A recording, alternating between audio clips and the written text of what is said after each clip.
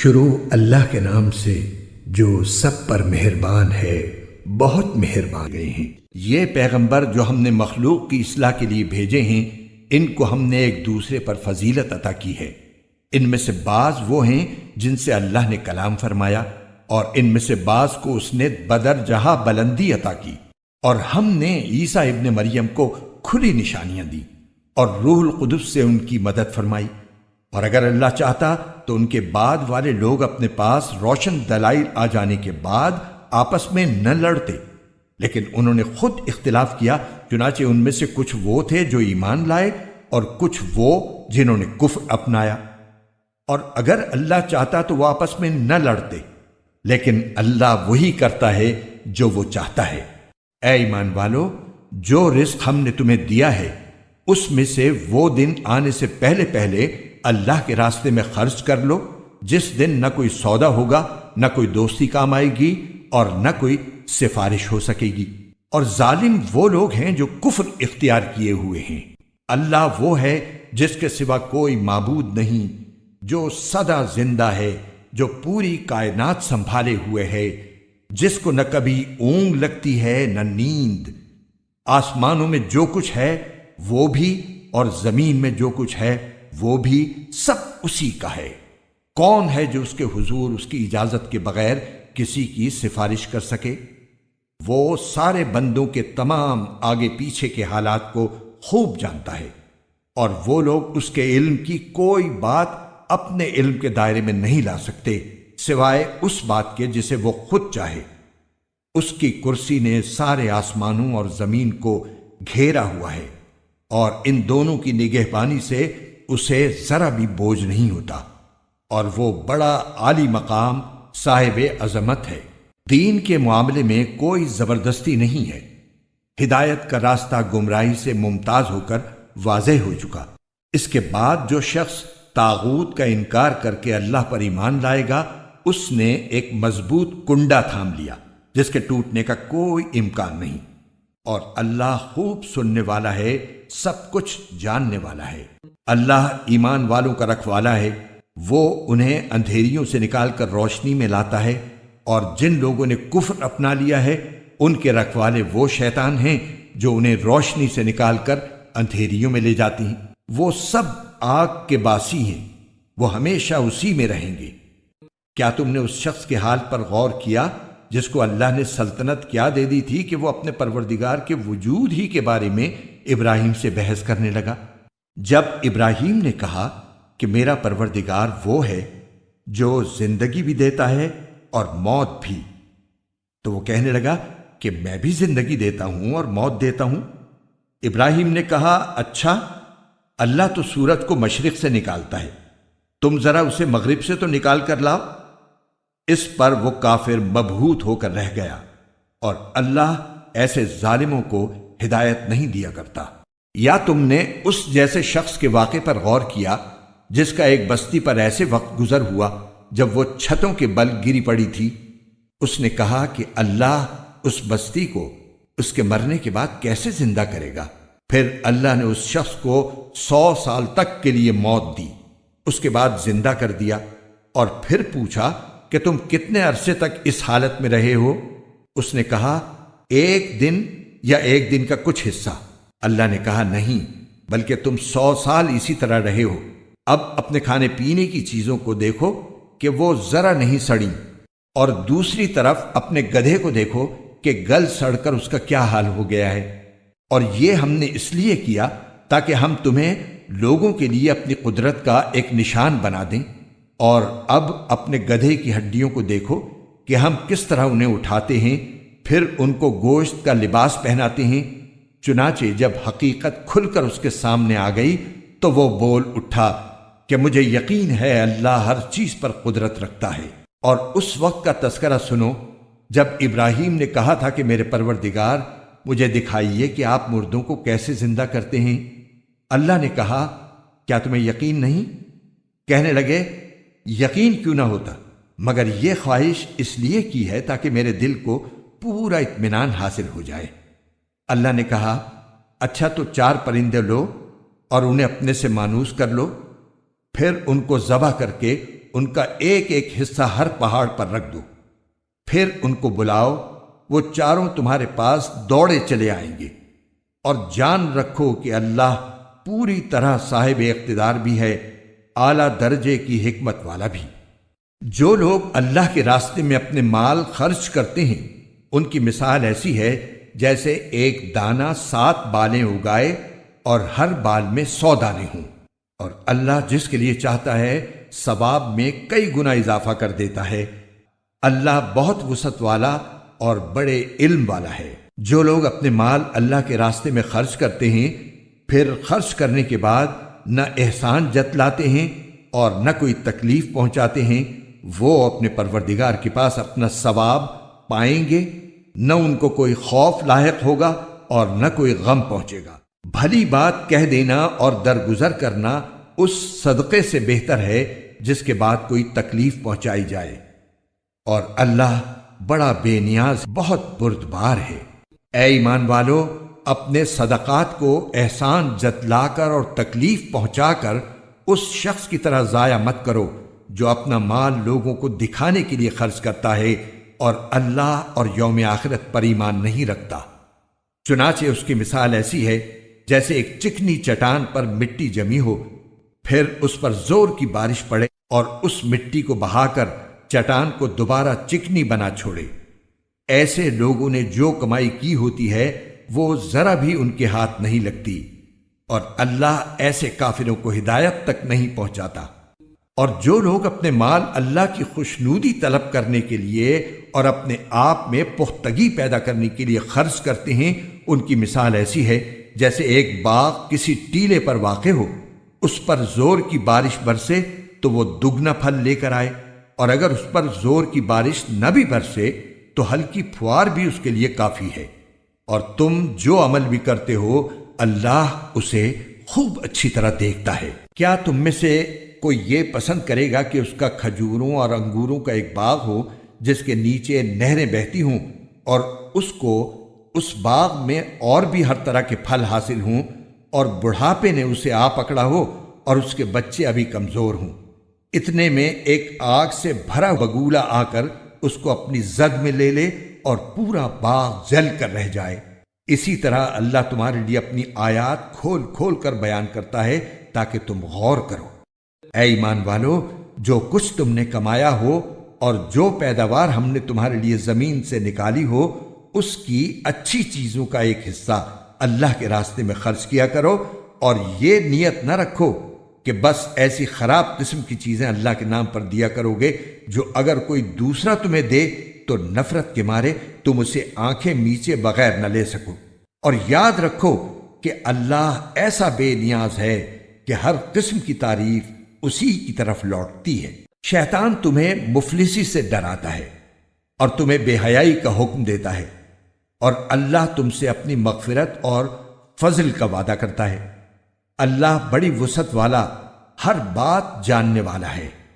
وہ جس کو چاہتا ہے دانائی عطا کر دیتا ہے، اور جسے دانائی عطا ہو گئی اسے وافر مقدار میں بھلائی مل گئی۔ اور نصیحت وہی لوگ حاصل کرتے ہیں جو سمجھ کے مالک ہیں۔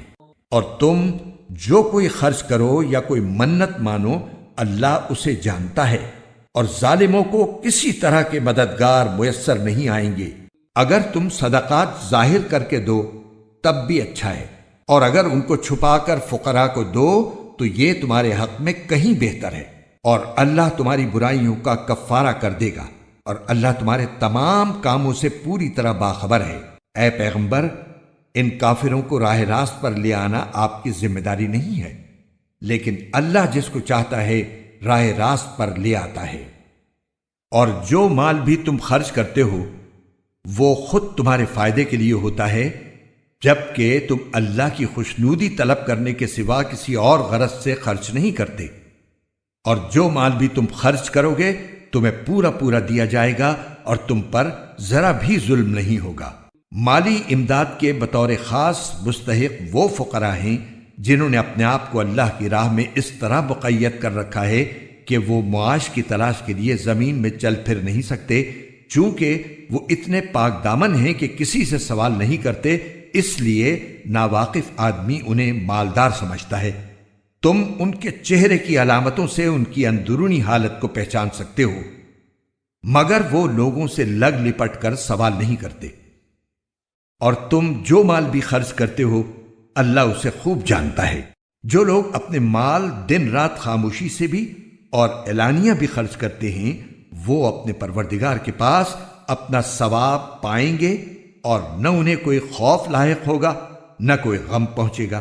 جو لوگ سود کھاتے ہیں وہ قیامت میں اٹھیں گے تو اس شخص کی طرح اٹھیں گے جسے شیطان نے چھو کر پاگل بنا دیا ہو۔ یہ اس لیے ہوگا کہ انہوں نے کہا تھا کہ بے بھی تو سود ہی کی طرح ہوتی ہے، حالانکہ اللہ نے بے کو حلال کیا ہے اور سود کو حرام قرار دیا ہے۔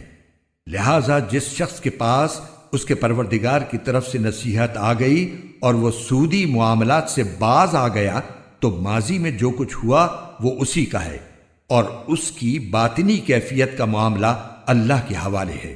اور جس شخص نے لوٹ کر پھر وہی کام کیا تو ایسے لوگ دوزخی ہیں، وہ ہمیشہ اسی میں رہیں گے۔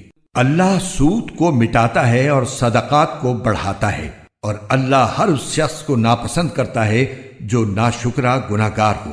ہاں، وہ لوگ جو ایمان لائیں، نیک عمل کریں، نماز قائم کریں اور زکوٰۃ ادا کریں، وہ اپنے رب کے پاس اپنے اجر کے مستحق ہوں گے، نہ انہیں کوئی خوف لاحق ہوگا نہ کوئی غم پہنچے گا۔ اے ایمان والو، اللہ سے ڈرو، اور اگر تم واقعی مومن ہو تو سود کا جو حصہ بھی کسی کے ذمے باقی رہ گیا ہو اسے چھوڑ دو۔ پھر بھی اگر تم ایسا نہ کرو گے تو اللہ اور اس کے رسول کی طرف سے اعلان جنگ سن لو، اور اگر تم سود سے توبہ کرو تو تمہارا اصل سرمایہ تمہارا حق ہے، نہ تم کسی پر ظلم کرو نہ تم پر ظلم کیا جائے۔ اور اگر کوئی تنگ دست قرض دار ہو تو اس کا ہاتھ کھلنے تک مہلت دینی ہے، اور صدقہ ہی کر دو تو یہ تمہارے حق میں کہیں زیادہ بہتر ہے، بشرطے کہ تم کو سمجھ ہو۔ اور ڈرو اس دن سے جب تم سب اللہ کے پاس لوٹ کر جاؤ گے، پھر ہر شخص کو جو کچھ اس نے کمایا ہے پورا پورا دیا جائے گا، اور ان پر کوئی ظلم نہیں ہوگا۔ اے ایمان والو، جب تم کسی معین میعاد کے لیے ادھار کا کوئی معاملہ کرو تو اسے لکھ لیا کرو، اور تم میں سے جو شخص لکھنا جانتا ہو انصاف کے ساتھ تحریر لکھے، اور جو شخص لکھنا جانتا ہو لکھنے سے انکار نہ کرے۔ جب اللہ نے اسے یہ علم دیا ہے تو اسے لکھنا چاہیے، اور تحریر وہ شخص لکھوائے جس کے ذمے حق واجب ہو رہا ہو، اور اسے چاہیے کہ وہ اللہ سے ڈرے جو اس کا پروردگار ہے، اور اس حق میں کوئی کمی نہ کرے۔ ہاں، اگر وہ شخص جس کے ذمے حق واجب ہو رہا ہے ناسمجھ یا کمزور ہو یا کسی اور وجہ سے تحریر نہ لکھوا سکتا ہو تو اس کا سرپرست انصاف کے ساتھ لکھوائے، اور اپنے میں سے 2 مردوں کو گواہ بنا لو۔ ہاں، اگر 2 مرد موجود نہ ہوں تو 1 مرد اور 2 عورتیں ان گواہوں میں سے ہو جائیں جنہیں تم پسند کرتے ہو، تاکہ اگر ان 2 عورتوں میں سے ایک بھول جائے تو دوسری اسے یاد دلا دے۔ اور جب گواہوں کو گواہی دینے کے لیے بلایا جائے تو وہ انکار نہ کریں، اور جو معاملہ اپنی میعاد سے وابستہ ہو، چاہے وہ چھوٹا ہو یا بڑا، اسے لکھنے سے اکتاؤ نہیں۔ یہ بات اللہ کے نزدیک زیادہ قرین انصاف اور گواہی کو درست رکھنے کا بہتر ذریعہ ہے، اور اس بات کی قریبی ضمانت ہے کہ تم آئندہ شک میں نہیں پڑو گے۔ ہاں، اگر تمہارے درمیان کوئی نقد لین دین کا سودا ہو تو اس کو نہ لکھنے میں تمہارے لیے کچھ حرج نہیں ہے، اور جب خرید و فروخت کرو تو گواہ بنا لیا کرو، اور نہ لکھنے والے کو کوئی تکلیف پہنچائی جائے نہ گواہ کو، اور اگر ایسا کرو گے تو یہ تمہاری طرف سے نافرمانی ہوگی۔ اور اللہ کا خوف دل میں رکھو، اللہ تمہیں تعلیم دیتا ہے اور اللہ ہر چیز کا علم رکھتا ہے۔ اور اگر تم سفر پر ہو اور تمہیں کوئی لکھنے والا نہ ملے تو ادائیگی کی ضمانت کے طور پر رہن قبضے میں رکھ لیے جائیں۔ ہاں، اگر تم ایک دوسرے پر بھروسہ کرو تو جس پر بھروسہ کیا گیا ہے وہ اپنی امانت ٹھیک ٹھیک ادا کرے، اور اللہ سے ڈرے جو اس کا پروردگار ہے۔ اور گواہی کو نہ چھپاؤ، اور جو گواہی کو چھپائے وہ گناہگار دل کا حامل ہے، اور جو عمل بھی تم کرتے ہو اللہ اس سے خوب واقف ہے۔ جو کچھ آسمانوں میں ہے اور جو کچھ زمین میں ہے سب اللہ ہی کا ہے، اور جو باتیں تمہارے دلوں میں ہیں خواہ تم ان کو ظاہر کرو یا چھپاؤ، اللہ تم سے ان کا حساب لے گا، پھر جس کو چاہے گا معاف کر دے گا اور جس کو چاہے گا سزا دے گا، اور اللہ ہر چیز پر قدرت رکھتا ہے۔ یہ رسول یعنی حضرت محمد صلی اللہ علیہ وسلم اس چیز پر ایمان لائے ہیں جو ان کی طرف ان کے رب کی طرف سے نازل کی گئی ہے، اور ان کے ساتھ تمام مسلمان بھی۔ یہ سب اللہ پر، اس کے فرشتوں پر، اس کے کتابوں پر اور اس کے رسولوں پر ایمان لائے ہیں۔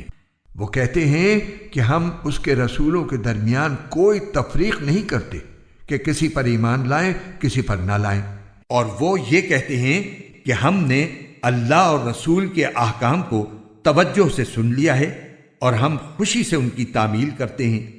اے ہمارے پروردگار، ہم آپ کی مغفرت کے طلبگار ہیں اور آپ ہی کی طرف ہمیں لوٹ کر جانا ہے۔ اللہ کسی بھی شخص کو اس کی وسعت سے زیادہ ذمہ داری نہیں سونپتا، اس کو فائدہ بھی اسی کام سے ہوگا جو وہ اپنے ارادے سے کرے، اور نقصان بھی اسی کام سے ہوگا جو اپنے ارادے سے کرے۔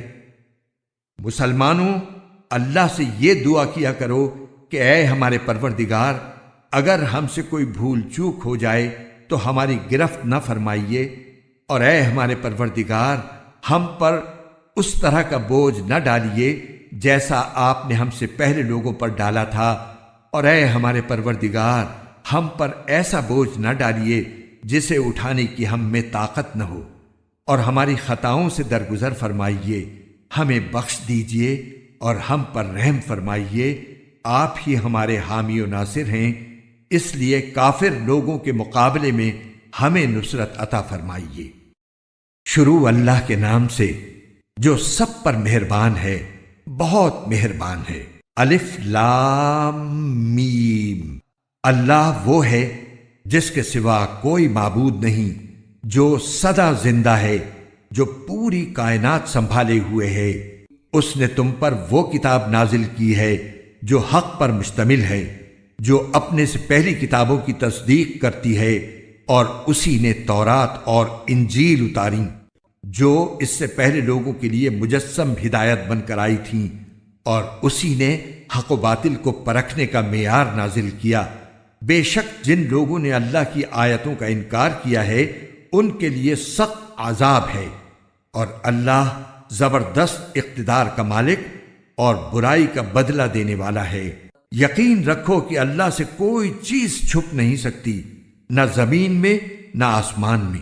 وہی ہے جو ماؤں کے پیٹ میں جس طرح چاہتا ہے تمہاری صورتیں بناتا ہے، اس کے سوا کوئی معبود نہیں۔ وہ زبردست اقتدار کا بھی مالک ہے، اعلیٰ درجے کی حکمت کا بھی۔ اے رسول، وہی اللہ ہے جس نے تم پر کتاب نازل کی ہے، جس کی کچھ آیات تو محکم ہیں جن پر کتاب کی اصل بنیاد ہے، اور کچھ دوسری آیات متشابہ ہیں۔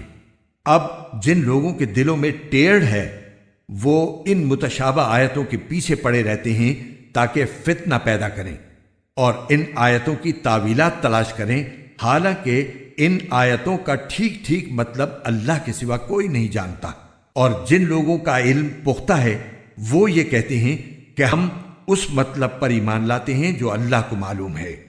سب کچھ ہمارے پروردگار ہی کی طرف سے ہے، اور نصیحت وہی لوگ حاصل کرتے ہیں جو عقل والے ہیں۔ ایسے لوگ یہ دعا کرتے ہیں کہ اے ہمارے رب، تو نے ہمیں جو ہدایت عطا فرمائی ہے اس کے بعد ہمارے دلوں میں ٹیڑھ پیدا نہ ہونے دے، اور خاص اپنے پاس سے ہمیں رحمت عطا فرما۔ بے شک تیری اور صرف تیری ذات وہ ہے جو بے انتہا بخشش کی خوگر ہے۔ ہمارے پروردگار، تو تمام انسانوں کو ایک ایسے دن جمع کرنے والا ہے جس کے آنے میں کوئی شک نہیں۔ بے شک اللہ اپنے وعدے کی خلاف ورزی نہیں کرتا۔ حقیقت یہ ہے کہ جن لوگوں نے کفر اپنا لیا ہے، اللہ کے مقابلے میں نہ ان کی دولت ان کے کچھ کام آئے گی، نہ ان کی اولاد، اور وہی ہیں جو آگ کا ایندھن بن کر رہیں گے۔ ان کا حال فرعون اور ان سے پہلے کے لوگوں کے معاملے جیسا ہے۔ انہوں نے ہماری آیتوں کو جھٹلایا، چنانچہ اللہ نے ان کو ان کے گناہوں کی وجہ سے پکڑ میں لے لیا، اور اللہ کا عذاب بڑا سخت ہے۔ جن لوگوں نے کفر اپنا لیا ہے ان سے کہہ دو کہ تم مغلوب ہوگے اور تمہیں جمع کر کے جہنم کی طرف لے جایا جائے گا، اور وہ بہت برا بچھونا ہے۔ تمہارے لیے ان دو گروہوں کے واقعے میں بڑی نشانی ہے جو ایک دوسرے سے ٹکرائے تھے۔ ان میں سے ایک گروہ اللہ کے راستے میں لڑ رہا تھا اور دوسرا کافروں کا گروہ تھا جو اپنے آپ کو کھلی آنکھوں ان سے کئی گنا زیادہ دیکھ رہا تھا، اور اللہ جس کی چاہتا ہے اپنی مدد سے تائید کرتا ہے۔ بے شک اس واقعے میں آنکھوں والوں کے لیے عبرت کا بڑا سامان ہے۔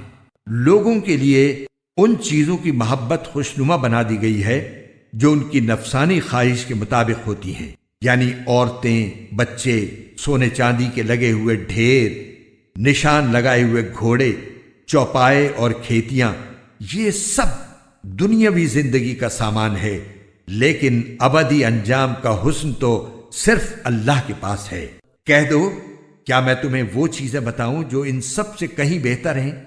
جو لوگ تقوی اختیار کرتے ہیں ان کے لیے ان کے رب کے پاس وہ باغات ہیں جن کے نیچے نہریں بہتی ہیں، جن میں وہ ہمیشہ رہیں گے، اور پاکیزہ بیویاں ہیں، اور اللہ کی طرف سے خوشنودی ہے، اور تمام بندوں کو اللہ اچھی طرح دیکھ رہا ہے۔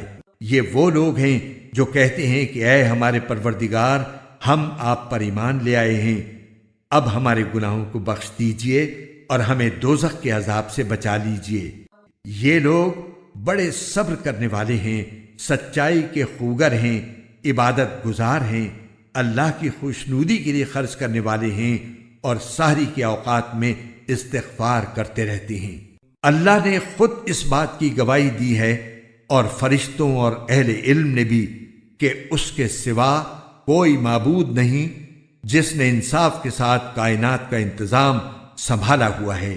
اس کے سوا کوئی عبادت کے لائق نہیں جس کا اقتدار بھی کامل ہے، حکمت بھی کامل۔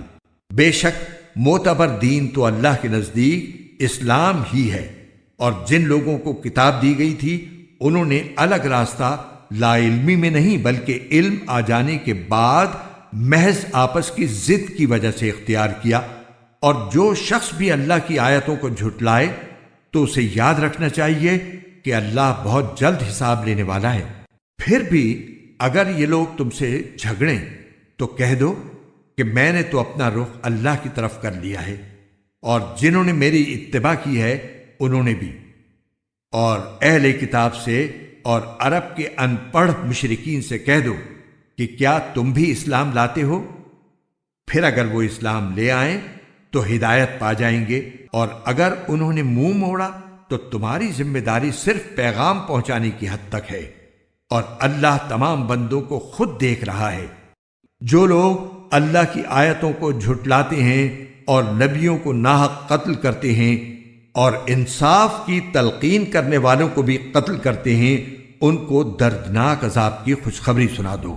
یہ وہ لوگ ہیں جن کے اعمال دنیا اور آخرت میں غارت ہو چکے ہیں، اور ان کو کسی قسم کے مددگار نصیب نہیں ہوں گے۔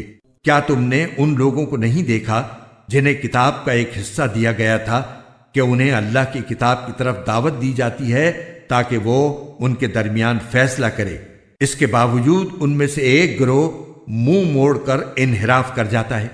یہ سب اس لیے ہے کہ انہوں نے یہ کہا ہوا ہے کہ ہمیں گنتی کے چند دنوں کے سوا آگ ہرگز نہیں چھوئے گی، اور انہوں نے جو جھوٹی باتیں تراش رکھی ہیں انہوں نے ہی ان کے دین کے معاملے میں ان کو دھوکے میں ڈال دیا ہے۔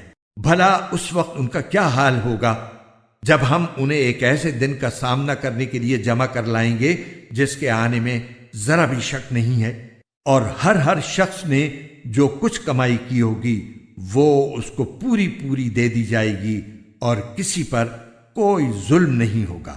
کہو کہ اے اللہ، اے اقتدار کے مالک، تو جس کو چاہتا ہے اقتدار بخشتا ہے، اور جس سے چاہتا ہے اقتدار چھین لیتا ہے، اور جس کو چاہتا ہے عزت بخشتا ہے، اور جس کو چاہتا ہے رسوا کر دیتا ہے۔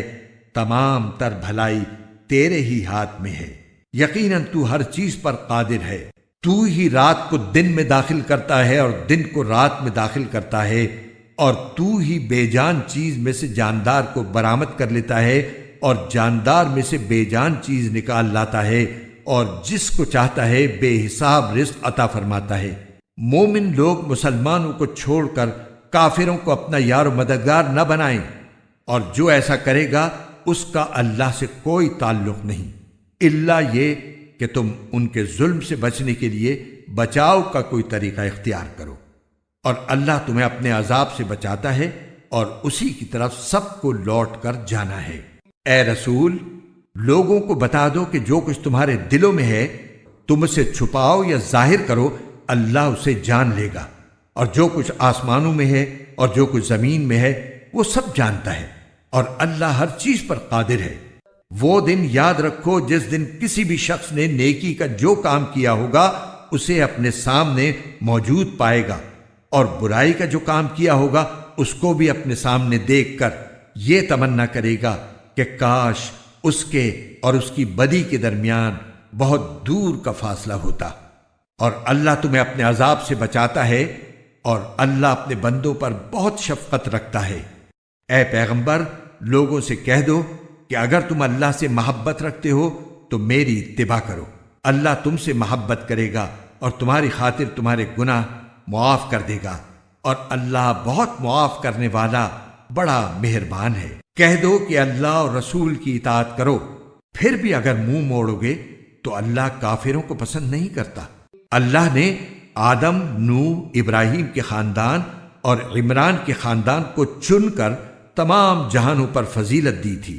یہ ایسی نسل تھی جس کے افراد نیکی اور اخلاص میں ایک دوسرے سے ملتے جلتے تھے، اور اللہ ہر ایک کی بات سننے والا ہے، ہر چیز کا علم رکھتا ہے۔ چنانچہ اللہ کے دعا سننے کا وہ واقعہ یاد کرو جب عمران کی بیوی نے کہا تھا کہ یا رب، میں نے نذر مانی ہے کہ میرے پیٹ میں جو بچہ ہے میں اسے ہر کام سے آزاد کر کے تیرے لیے وقف رکھوں گی، میری اس نذر کو قبول فرما، بے شک تو سننے والا ہے، ہر چیز کا علم رکھتا ہے۔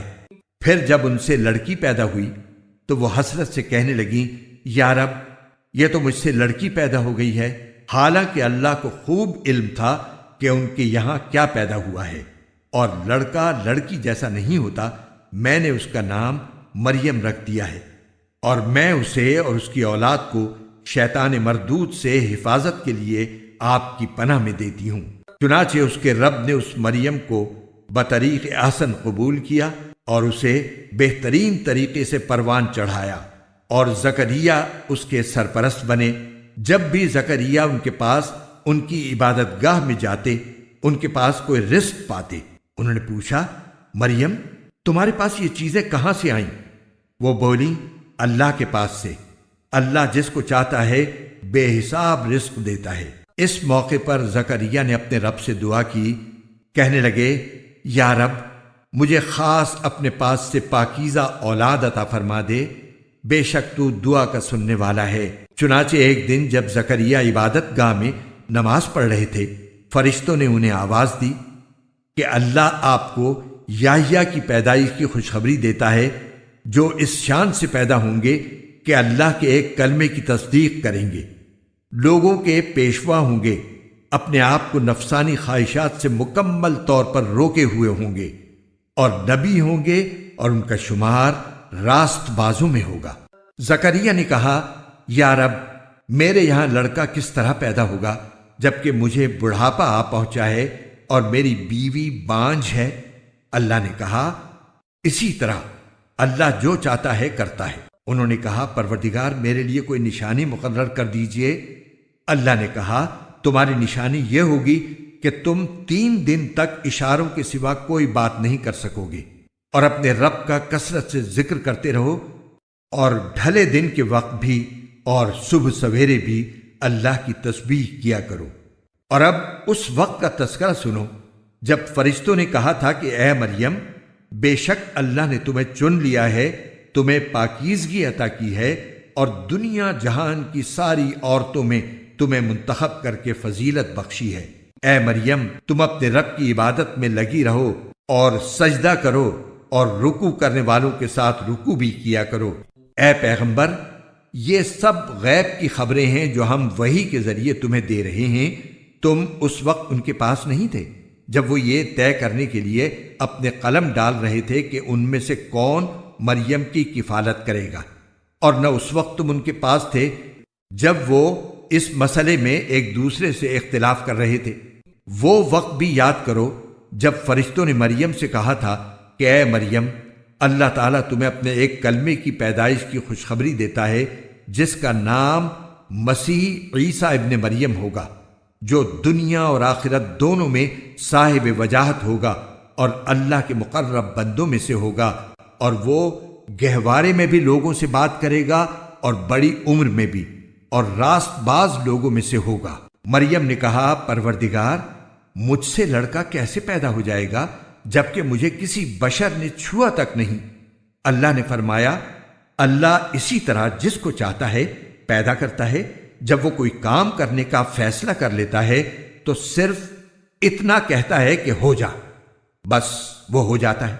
اور وہی اللہ اس کو یعنی عیسیٰ ابن مریم کو کتاب و حکمت اور تورات و انجیل کی تعلیم دے گا، اور اسے بنی اسرائیل کے پاس رسول بنا کر بھیجے گا جو لوگوں سے یہ کہے گا کہ میں تمہارے پاس تمہارے رب کی طرف سے ایک نشانی لے کر آیا ہوں، اور وہ نشانی یہ ہے کہ میں تمہارے سامنے گارے سے پرندے جیسی ایک شکل بناتا ہوں، پھر اس میں پھونک مارتا ہوں تو وہ اللہ کے حکم سے پرندہ بن جاتا ہے، اور میں اللہ کے حکم سے پیدائشی اندھے اور کوڑھی کو تندرست کر دیتا ہوں اور مردوں کو زندہ کر دیتا ہوں، اور تم لوگ جو کچھ اپنے گھروں میں کھاتے یا ذخیرہ کر کے رکھتے ہو میں وہ سب بتا دیتا ہوں۔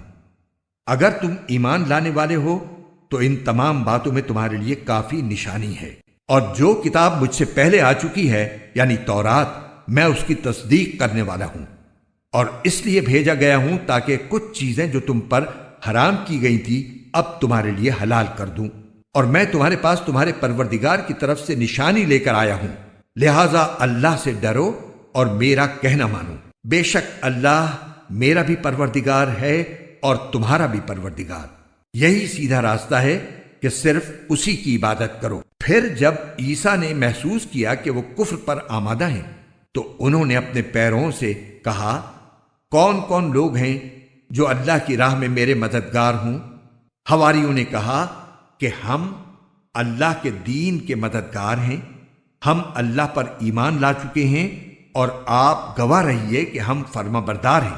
اے ہمارے رب، آپ نے جو کچھ نازل کیا ہے ہم اس پر ایمان لائے ہیں اور ہم نے رسول کی اتباع کی ہے، لہٰذا ہمیں ان لوگوں میں لکھ لیجئے جو حق کی گواہی دینے والے ہیں۔ اور ان کافروں نے عیسیٰ علیہ السلام کے خلاف خفیہ تدبیر کی اور اللہ نے بھی خفیہ تدبیر کی، اور اللہ سب سے بہتر تدبیر کرنے والا ہے۔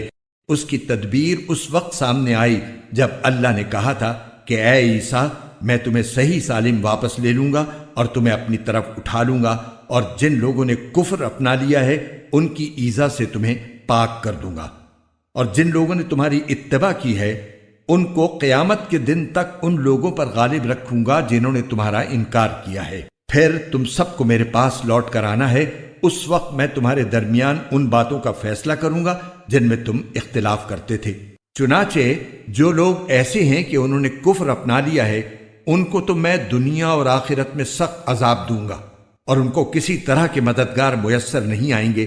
البتہ جو لوگ ایمان لائے ہیں اور انہوں نے نیک عمل کیے ہیں ان کو اللہ ان کا پورا پورا ثواب دے گا، اور اللہ ظالموں کو پسند نہیں کرتا۔ اے پیغمبر، یہ وہ آیتیں اور حکمت بھرا ذکر ہے جو ہم تمہیں پڑھ کر سنا رہے ہیں۔ اللہ کے نزدیک عیسیٰ کی مثال آدم جیسی ہے۔ اللہ نے انہیں مٹی سے پیدا کیا، پھر ان سے کہا ہو جاؤ، بس وہ ہو گئے۔ حق وہی ہے جو تمہارے رب کی طرف سے آیا ہے، لہٰذا شک کرنے والوں میں شامل نہ ہو جانا۔ تمہارے پاس حضرت عیسیٰ علیہ السلام کے واقعے کا جو صحیح علم آ گیا ہے، اس کے بعد بھی جو لوگ اس معاملے میں تم سے بحث کریں تو ان سے کہہ دو کہ آؤ ہم اپنے بیٹوں کو بلائیں اور تم اپنے بیٹوں کو، اور ہم اپنی عورتوں کو اور تم اپنی عورتوں کو، اور ہم اپنے لوگوں کو اور تم اپنے لوگوں کو، پھر ہم سب مل کر اللہ کے سامنے گڑ گڑائیں، اور جو جھوٹے ہوں ان پر اللہ کی لعنت بھیجیں۔ یقین جانو کہ واقعات کا سچا بیان یہی ہے، اور اللہ کے سوا کوئی معبود نہیں ہے، اور یقیناً اللہ ہی ہے جو اقتدار کا بھی مالک ہے، حکمت کا بھی مالک۔ پھر بھی اگر یہ لوگ منہ موڑیں تو اللہ مفسدوں کو اچھی طرح جانتا ہے۔ مسلمانوں، یہود و نصارہ سے کہہ دو کہ اے اہل کتاب، ایک ایسی بات کی طرف آ جاؤ جو ہم تم میں مشترک ہو، اور وہ یہ کہ ہم اللہ کے سوا کسی کی عبادت نہ کریں اور اس کے ساتھ کسی کو شریک نہ ٹھہرائیں، اور اللہ کو چھوڑ کر ہم ایک دوسرے کو رب نہ بنائیں۔ پھر بھی اگر وہ منہ موڑیں تو کہہ دو گواہ رہنا کہ ہم مسلمان ہیں۔ اے اہل کتاب، تم ابراہیم کے بارے میں کیوں بحث کرتے ہو، حالانکہ تورات اور انجیل ان کے بعد ہی تو نازل ہوئی تھی؟ کیا تمہیں اتنی بھی سمجھ نہیں ہے؟ دیکھو، یہ تم ہی تو ہو جنہوں نے ان معاملات میں اپنی سی بحث کر لی ہے جن کا تمہیں کچھ نہ کچھ علم تھا۔ اب ان معاملات میں کیوں بحث کرتے ہو جن کا تمہیں سرے سے کوئی علم ہی نہیں ہے؟ اللہ جانتا ہے اور تم نہیں جانتے۔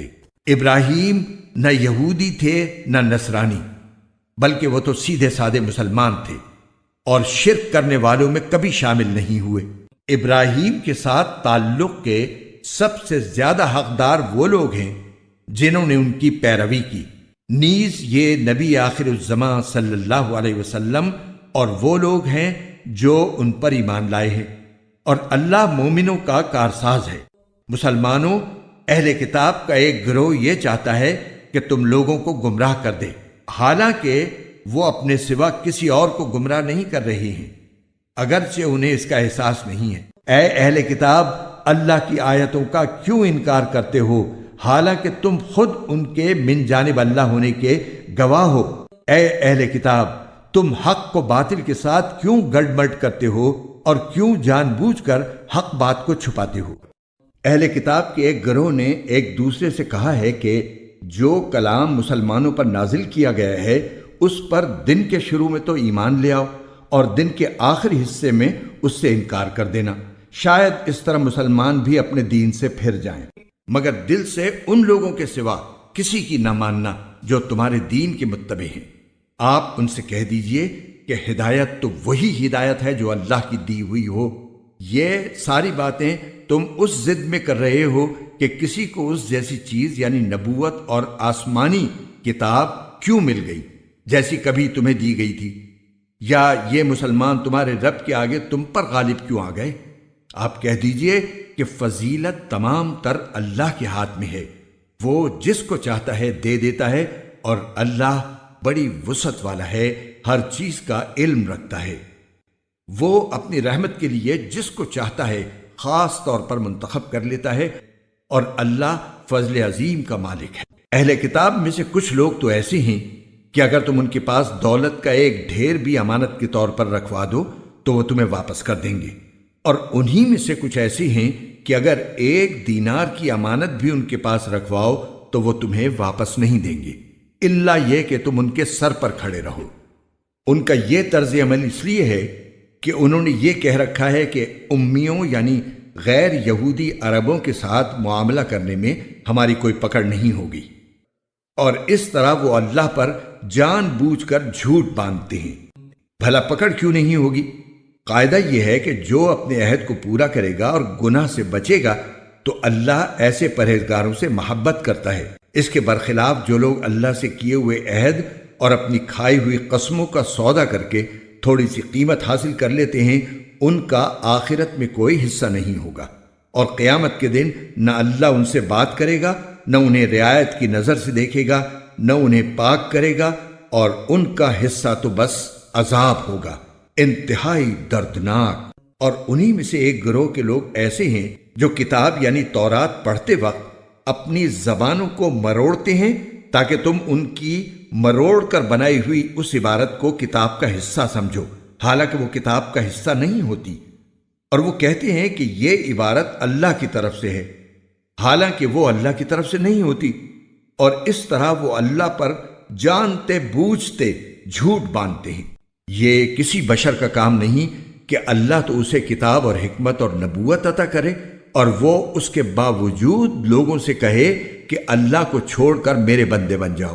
اس کے بجائے وہ تو یہی کہے گا کہ اللہ والے بن جاؤ، کیونکہ تم جو کتاب پڑھاتے رہے ہو اور جو کچھ پڑھتے رہے ہو اس کا یہی نتیجہ ہونا چاہیے، اور نہ وہ تمہیں یہ حکم دے سکتا ہے کہ فرشتوں اور پیغمبروں کو معبود قرار دے دو۔ جب تم مسلمان ہو چکے تو کیا اس کے بعد وہ تمہیں کفر اختیار کرنے کا حکم دے گا؟ اور ان کو وہ وقت یاد دلاؤ جب اللہ نے پیغمبروں سے عہد لیا تھا کہ اگر میں تم کو کتاب اور حکمت عطا کروں، پھر تمہارے پاس کوئی رسول آئے جو اس کتاب کی تصدیق کرے جو تمہارے پاس ہے، تو تم اس پر ضرور ایمان لاؤ گے اور ضرور اس کی مدد کرو گے۔